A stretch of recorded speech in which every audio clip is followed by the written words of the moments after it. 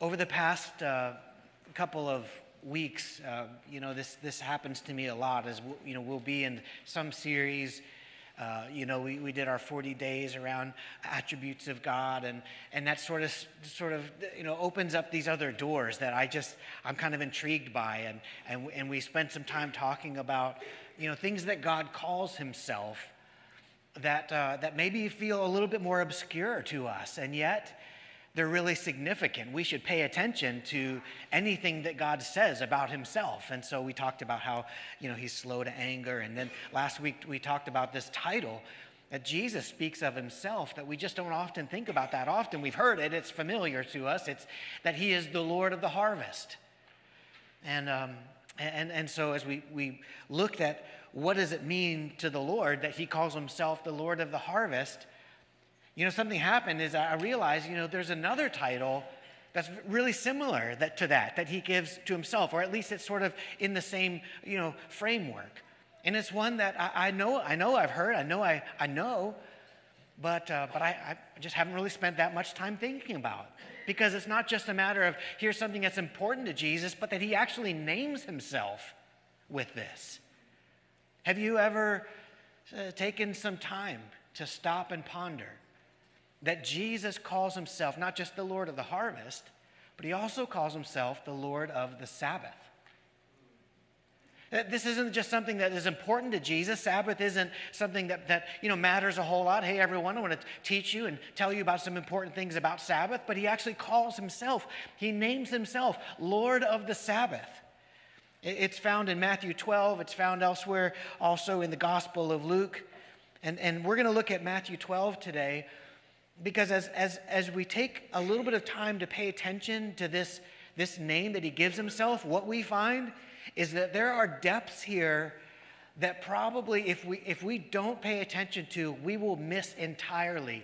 But they are really, really important to the Lord, and therefore should be important to us. So let me just give you a little bit of background first, because as we read through, there's some things happening that may be helpful to have some context. Jesus and His disciples are ministering in town to town. He has seen the people of the city, the people of the community, as sheep without a shepherd.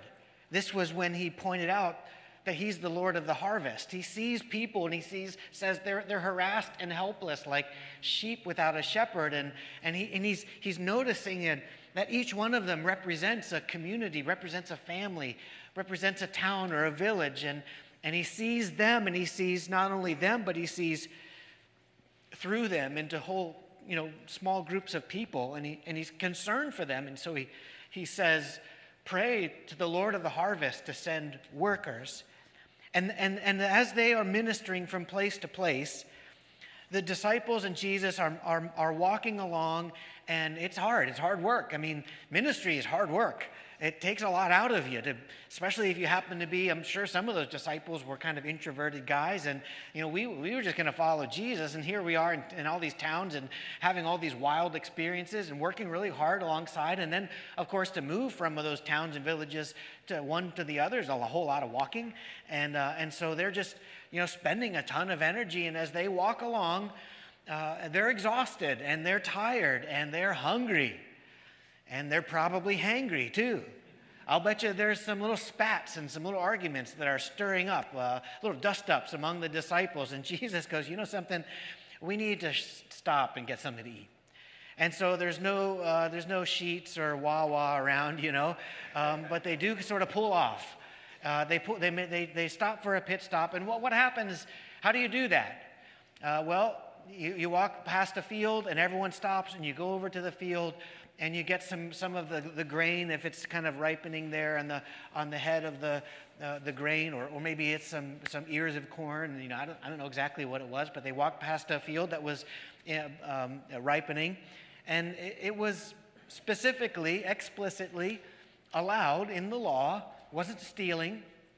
It was explicitly allowed as you're traveling, if you're poor, if you're hungry, if there's an immediate need, that you can just stop and you can pick up kind of what's right there along the roadside. Maybe it's fallen or maybe it's attached, but it's right there. You're not going into the field and harvesting and stealing a bunch of grain. You're taking some that's just important. They didn't have the convenience store, so you were allowed to help yourself. And as they did that, they grabbed some of the grain, they rubbed it in their hands to kind of separate out the chaff and all of the junk, and so that they could, pop in a few pieces of grain, which is not a good meal, not tasty, not enjoyable, didn't come with fries or a drink, but it got the job done. And as they do that, the Pharisees are close by, and they watch this happen, and they call Jesus and the disciples out. You are doing something that's unlawful. And what Jesus is about to do, and you'll see in a moment, is that he's going to point out that what they're breaking a non-law. There are laws about the Sabbath.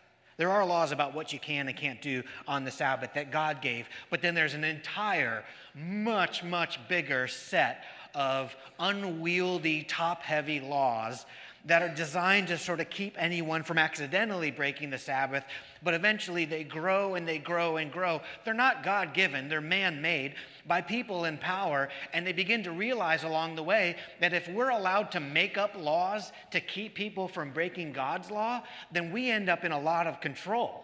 And we like control. We like the power that comes with that. And so they're intentionally made with a lot of complexity. And now you have to have lawyers to be able to tell you what's right and what's wrong. And even by profession, each specific aspect of life has its own set of laws. So if you're a doctor, for example, you have to learn about how do I not break the Sabbath as a doctor? How do I not break the Sabbath as a businessman? So for a doctor, for example, you can heal someone if they're about to die, but if they're not going to die, if you don't try to heal someone, then you can't touch them.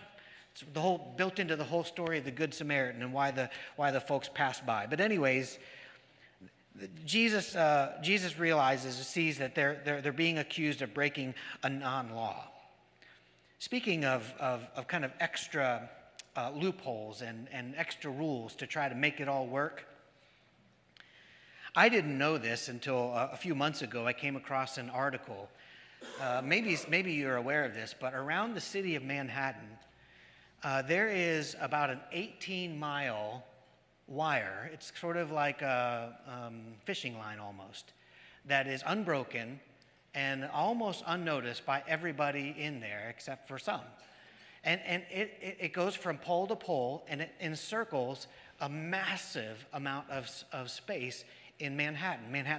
This is not the biggest place where this happens. It's not the only city by any means where this happens, but it is the most expensive. It costs about $150,000 or more a year to maintain because it breaks and someone has to go check it. There are parades where it has to be broken on purpose so stuff can go through, and then it has to be put together, and it's always checked on a Thursday, and it's never, ever, ever unbroken on the Sabbath. Why? Because there are rules about carrying things, about helping things, about doing things, about doing anything outside your home. And so this Arub, it's called, is designed to sort of expand what we consider home. So anything inside this unbroken circle can officially be counted as home for all of us. And so those who are of the Jewish faith, who are practicing the Sabbath, can do anything that they need to do within that circle, and it can be okay. They're not breaking the Sabbath because it's within the confines of home. And so every Thursday, folks go out and check it for breaks and repair it, and they'll call in a cherry picker or whatever they have to do to make sure that it's all connected. Isn't that wild? So it's literally a loophole the size of Manhattan. And what Jesus does here is he just absolutely slam dunks their kind of phony law. So let's take a look at it together. Matthew 12. At that time, Jesus went through the grain fields on the Sabbath. His disciples were hungry and began to pick some heads of grain and eat them. And when the Pharisees saw this, they said to him, "Look, your disciples are doing what is unlawful on the Sabbath." He answered, "Haven't you read what David did when he and his companions were hungry? He entered the house of God, and his companions ate the consecrated bread, which was not lawful for them to do, but only for the priests. Or haven't you read in the law that the priests on Sabbath duty in the temple desecrate the Sabbath and yet are innocent? I tell you that there is something greater than the temple is here. If you had known what these words mean, 'I desire mercy, not sacrifice,' you would not have condemned the innocent, for the Son of Man is the Lord of the Sabbath." It's hard to pick this out as you're looking at the text, but if you could see Jesus doing air quotes a couple times in this, that's what was happening, which was, quote, "not lawful for them to do, but only for the priests." And they know the story about David and his men being given that consecrated bread. Or the fact that the priests are commanded to do in the temple, which, air quotes, desecrate the Sabbath. And so Jesus is making the point that your non-laws don't count here. And he finishes this statement with these words in verse 8, "For the Son of Man is Lord of the Sabbath." Albert Einstein developed his theory of relativity in 1905. At least that's when it was published. And we might remember this as E equals mc squared. He didn't write it that way at first. That was a little bit of an adjustment later to make it a little bit easier and more memorable. He had a slightly more complicated equation than that, but it was the same thing that he had published, essentially E equals mc squared. This wasn't an accidental discovery. He didn't wake up one day, hit his head on something, and saw before his eyes something that made him realize. This was something that he had studied and labored over and dreamed about for almost his whole life, trying to figure out. In fact, he says that he was set on this journey of discovery by having a dream one night as a boy. He was dreaming that he was sledding, and he was sledding down the hill, and the hill just kept on going forever, and he got faster and faster and faster until he was sledding at the speed of light, and then he woke up. So, how you've had that dream? We all have that one. He took it seriously. He knew that there was something like, what would happen if I could sled at the speed of light? And from that time forward, he dreamed about and studied about, what is the stuff of the universe? What are the laws and the parameters of the universe? And he came to this monumental discovery. E equals mc squared, energy equals mass times the speed of light squared. And if I could pretend like I know about this, but I just read it, okay? But here's what it really comes down to. Here's what it boils down to, is that mass and energy are different forms of the same stuff. Now, you don't have to be a scientist to know. That's just kind of blows your mind, right? That this table and the mass of this table is the same stuff as energy, just in a different form. And that if you could convert the energy that is a solid object, convert it into energy, the power that would be unharnessed is beyond our capacity to imagine. If you could convert a single penny into energy, it would be enough power to run all of the electrical grid of the state of New York for a couple of years. But of course we can't do that because it would take all of the power and the pressure of the sun many times over to convert a penny into that. Okay, we're getting lost in that. It's fascinating. When he came up with E equals mc squared, it was utterly groundbreaking. And of course, most people didn't and still don't understand it at all. I want to tell you that when Jesus spoke these words, the Son of Man is Lord of the harvest, this is the E equals mc squared of the gospel. Now, we're not going to have time to plumb the depths of that for sure, but I want to just sort of circle this and flag this and explain what I mean. The Son of Man is Lord of the harvest, or Lord of the Sabbath, is like the E equals mc squared of the gospel. God's plan of salvation and redemption is so brilliant, so complex, and it is found right here in this one phrase that Jesus speaks about himself. We know that Jesus calls himself the Son of Man. It's curious, isn't it? In fact, the number one title for Jesus given in Scripture is Christ. And then the number two is Lord. There's so many of them that we think Christ is his last name.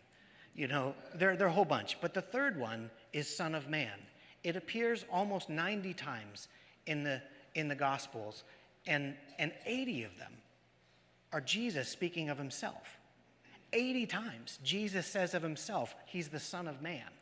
Now that should tell us this is really important. And what happens, I think, is that there's an easy explanation. Well, Jesus is fully man and fully God. And so Son of Man means that's his human nature, or his human side. And then Son of God, well, then that's his divinity, that's his God side. And so we just say, oh, okay, that's why. But you know, Jesus never calls himself the Son of God. He is called the Son of God, and he does make it clear that he is God. See, one of the things that happens is when people say, oh, he calls himself Son of Man 80 times. Well, Jesus never claimed to be God. That's what they say. Not true at all. He absolutely does. We can talk about that another time. He absolutely does. But when he calls himself the Son of Man, he is referring to something that very, very few will understand or pay attention to, but it's extremely important. The explanation that Son of God and Son of Man means that he's fully God and fully man is an easy explanation, but it's too easy. Now, in the Old Testament, the phrase Son of Man is used lots of times. And it's almost always, just saying a human being. But there's one time when it's not. And that's in Daniel's vision. When the people were in exile in Babylon, Daniel had this dream. And in this dream, he saw things that shocked him. Not because they were so marvelous and wonderful as he saw a vision into heaven, but also because of the revelation of who this God is. So I'm going to show you some in a moment, but just let me give you a little background first. He looked and he saw thrones set in place, and he says he sees God, the Ancient of Days. What a title that is. Took his seat, and his clothing was white as snow, his hair white like wool. There's a throne flaming with fire. There are thousands upon thousands attending to him. Tens of thousands stood before him, and the court was seated, and the books were open. Now listen to this, what Daniel says about his vision in verse 13. In my vision at night, I looked, and there before me was one like a son of man, coming with the clouds of heaven. He approached the Ancient of Days and was led into his presence. He was given all authority, glory, and sovereign power. All nations and peoples of every language worshiped him. His dominion is an everlasting dominion that will not pass away, and his kingdom is one that will never be destroyed. What struck Daniel so powerfully was not only the grand, awesome, glorious scene of all of this, but at the moment when he would have expected to see, the ultimate revelation of God, he sees them as a son of man, he says. And what he's saying is that the Redeemer of all humanity is the Lord. See, when Jesus refers to himself as the Son of Man, he always does so in one of these three categories. One is authority. He refers to himself as the Son of Man as having all authority. So, for example, when he healed the lame man, and he said, so that you know that the Son of Man has authority to forgive sins. Your sins are forgiven, get up and walk. The second one is that the Son of Man is here to serve and to suffer in humility. He says the Son of Man came to serve and not to be served. And the third one is that the Son of Man will return in ultimate glory and victory. Remember at the end, when he was before the Sanhedrin, they said, are you the Messiah? Are you the Son of God? And what did he say? I am. And you will see the Son of Man coming on the clouds. And with that, they ripped their clothes and yelled out blasphemy. Here's the point. The Son of Man, the reason why Daniel was so shocked to see this and why Jesus claims for himself this title, the Son of Man, is that the Son of Man is the ultimate paramount person. He's the only ultimate one who entirely fulfills the design and the purpose of being human. I know, we're into Einstein territory here, but just stick with me for a minute. Let's just think about this. How God created human beings to be. What he made creation to be and gave and created human beings with his image. And he had in mind the image of God in man, having this depth of unbroken relationship with God. And no human being was going to be able to fulfill that after the fall. And so from that point forward, it was that the whole purpose of humanity was going to go unfulfilled. And the only one who could do human being right was if God became a human being. And he became a human being in Jesus and showed us this is the right way to do human. And then not only the only perfect ultimate human being in that sense was for God to become human, but then he became the redeemer of all the rest of humanity. Redeeming and rescuing and bringing back the potential of any of us in him being that which we were created to be as human beings with his image. I know it's hard to wrap our head around, but what we're trying to point out here is that when Jesus says that I'm the Son of Man, he is pointing directly to Daniel 7 at this shocking revelation that the only one who could do human right is God becoming a human, and I am that human. I am the Son of Man, he calls himself. Okay, well, yeah, but he said the Son of Man is Lord of the Sabbath. Now, on the surface, I think the obvious point, it should be called out, right? It's the most clear thing. He's saying, I decide the rules of the Sabbath, right? You can have your rules about what you can and can't do, and you can't eat, and you can't do, and you got to put a string around your city or whatever. But I decide the rules of the Sabbath.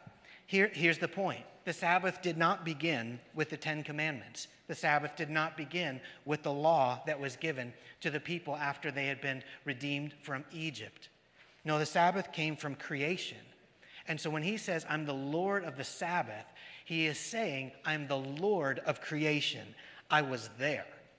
I was the Lord of creation. I made the Sabbath. Where do you think Sabbath came from? It's there in Genesis 2, of course, verses 1 and 2. Thus the heavens and the earth were completed in all their vast array. And by the seventh day, God had finished the work he had been doing. So on the seventh day, he rested from all his work. And then God blessed the seventh day and made it holy, because on it he rested from all the work of creating that he had done. Now here's the thing. Did God need a break? Was he tired? Was he like, phew, man, it's hard making the universe. No, he didn't need a break. He didn't need a rest.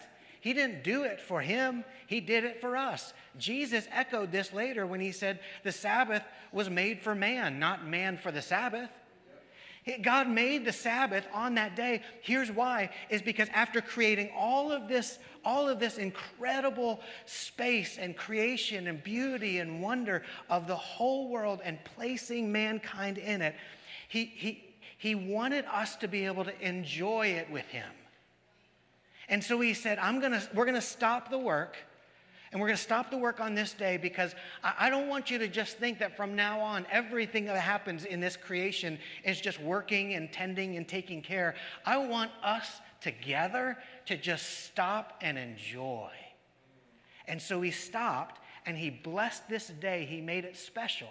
He said, I'm blessing this day. I'm blessing this time because I don't want you to ever forget that the purpose of all of this is that you and I enjoy a depth of relationship together that far exceeds any other pleasure or enjoyment in the whole created universe. Are you tracking with me? So, let's ask this question. What does the Sabbath tell us about God? See, that's the point. The point isn't the law where you're not allowed to do this on the seventh day. So don't do that. Come up with your loopholes, your arguments if you need to, but don't do that. That's not the point. The point is, I want us to have a special, deep relationship where you enjoy the God that I am for you. So what do we learn about who God is from the Sabbath? What does the Sabbath tell us about God? Well, it tells us he's not a taskmaster. That was important, especially for the Israelites coming out of Egypt, right, as 400-year slaves. He's not a taskmaster. He is trustworthy and generous. He loves and blesses us with deep relationship for our enjoyment. That's what it tells us about him. That's why Sabbath.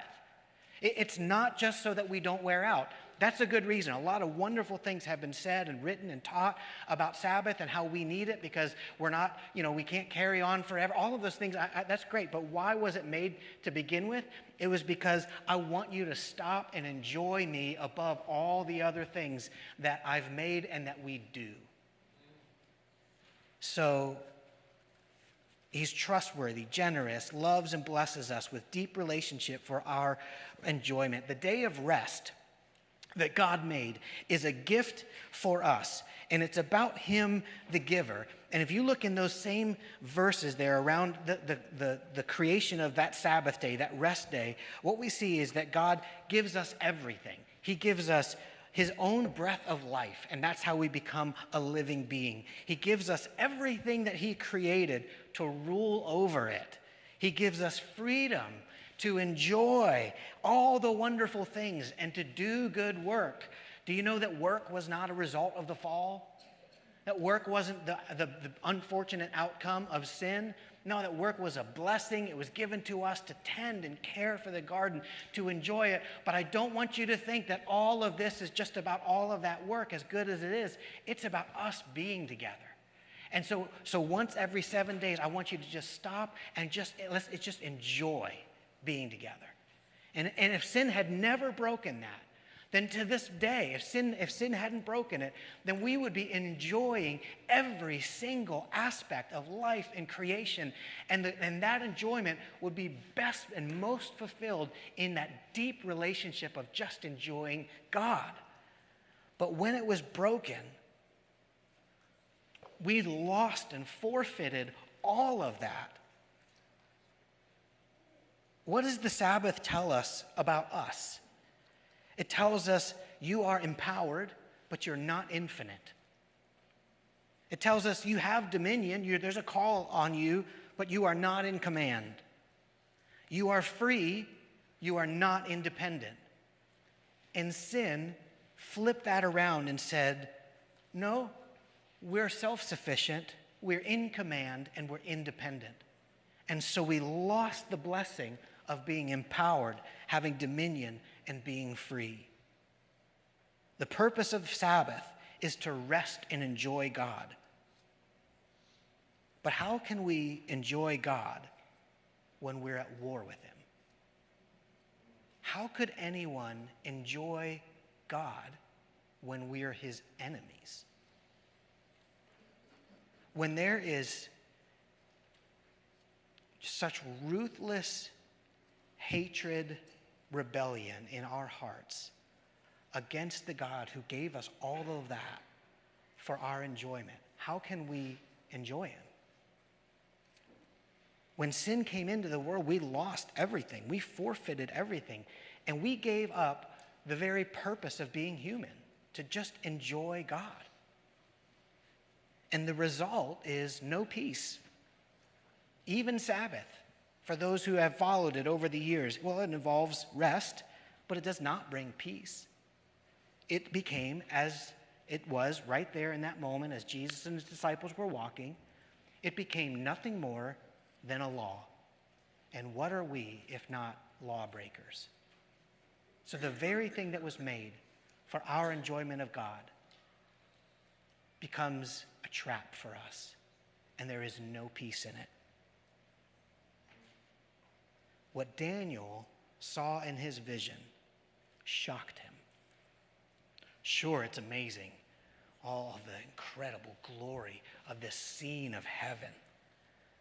But nothing could have been more shocking than to see that ultimate moment when the Son of God would be revealed and out of the clouds comes one like a son of man. The ultimate fulfillment of humanity by the Son of God. That he did what was broken and lost from the start and fulfilled all of what it means to be human, enjoying God, and then also became the Redeemer of all humanity to offer to anyone that peace which he bought and he enjoys, that Jesus, the Son of Man, is Lord of the Sabbath, returning to us what we were made for, bringing us back to a place that we could once again enjoy peace and reconciliation with God. The way that Paul says it in Colossians 1, which I think I probably read in about every 5 messages here. That Jesus is before all things, and in all things he holds all things together. In him all things hold together. He is the head of the body of the church, the beginning and the firstborn from among the dead, so that in everything he might have the supremacy. For God was pleased to have all his fullness dwell in him, and through him to reconcile to himself all things, whether things on earth or things in heaven, by making peace through his blood shed on the cross. I don't know if there are words to get to describe the depth of such a statement that the Son of Man is Lord of the Sabbath. And in trying to take some time to look at this morning, all I can really do is tell you that this is the power-packed gospel in these titles of Jesus, that he is the ultimate human, fulfilling everything for us so that we could enjoy all that God gave us in the rest and enjoyment, the peace and reconciliation that we are designed for in him. I'm stunned. Jesus, the Son of Man, is Lord of our peace and reconciliation with God. So Jesus, now, we're going to come to your table because for you to do that cost you your blood and your body. That one high and lifted up, exalted, given all power and dominion by the Ancient of Days. You suffered such humiliation, willingly accepted such condescension, where you became so small.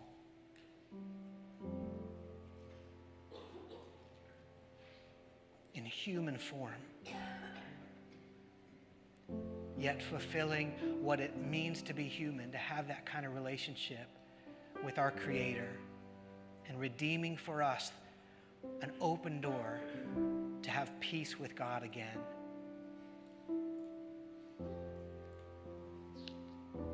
Jesus, we come to your table because of what it cost you, and because we want to remember, and we want to take it in, and we want to become what you've made us to be, the image of God in unbroken fellowship with God, at peace with God, reconciling the world to God. It all starts here at what you've done for us, and we just receive it with happy hearts and minds that just cannot wrap our thoughts around it. Holy Spirit, come.